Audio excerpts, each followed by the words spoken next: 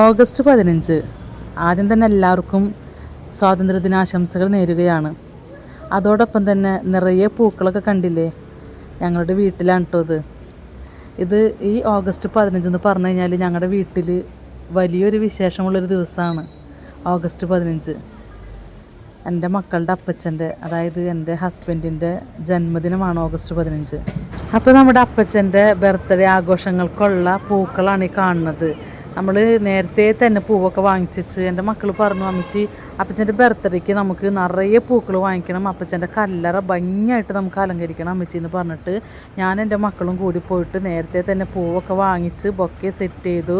നല്ല ഭംഗിയുള്ള ചുമന്ന റോസാപ്പൂ വെക്കും. ഞങ്ങൾ 4 പേരും വെക്കണതാണ് കേട്ടോ. ഞാനും എൻ്റെ 3 മക്കളും അപ്പച്ചന് കൊടുക്കുന്ന ബർത്ത്ഡേ ഗിഫ്റ്റാണ് ആ 3 ചുമന്ന റോസാപ്പൂക്കൾ. പിന്നെ കുറേ ചെണ്ടുമല്ലിയൊക്കെ വാങ്ങിച്ച് അപ്പച്ചൻ്റെ കല്ലറ അലങ്കരിക്കാനായിട്ട്.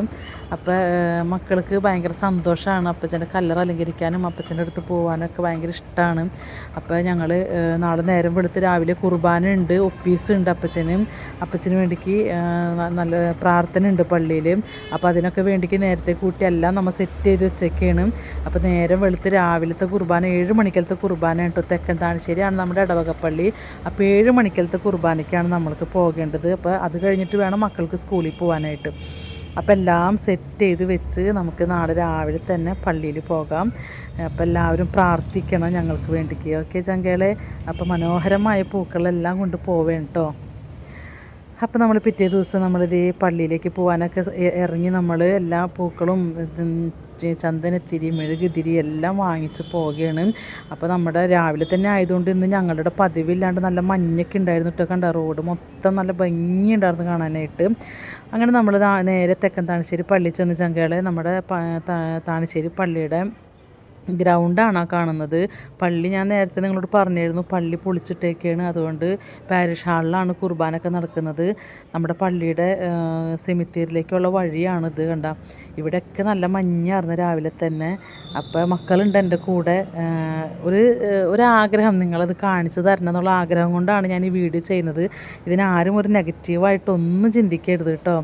പിന്നെ എൻ്റെ മക്കളാണ് അപ്പച്ചൻ്റെ കല്ലറ അലങ്കരിച്ചത്. അവർക്ക് കുറച്ച് നിറച്ചും ചപ്പും ചവറൊക്കെ ആയിരുന്നു. അതൊക്കെ ഒന്ന് അടിച്ച് ക്ലീനാക്കി കല്ലറൊക്കെ ഒന്ന് കഴുകി നല്ല വൃത്തിയാക്കിയിട്ട് മക്കൾ 2 പേരും അപ്പച്ചൻ്റെ കല്ലറൊക്കെ നല്ല ഭംഗിയായിട്ട് അലങ്കരിക്കുന്നുണ്ട്.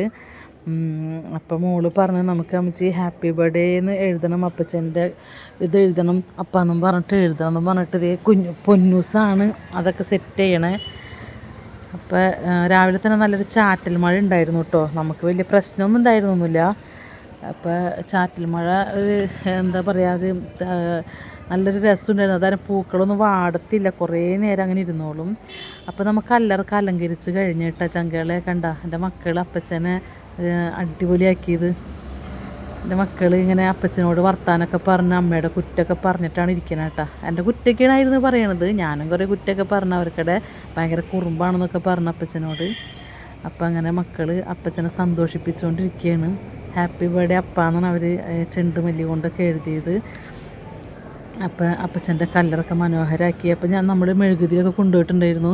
തിരി കത്തിക്കാൻ നോക്കിയിട്ട് പറ്റുന്നുണ്ടായിരുന്നില്ല. തിരി അതുമ്മ വെക്കാനായിട്ട് ഭയങ്കര ബുദ്ധിമുട്ടായിരുന്നു. കാരണം മഴ പെയ്തിട്ട് വെള്ളം വീണ് നനഞ്ഞത് കൊണ്ട് തിരി അതുമ്മ പ്രസ് ചെയ്ത് വെക്കാൻ പറ്റുന്നുണ്ടായിരുന്നില്ല.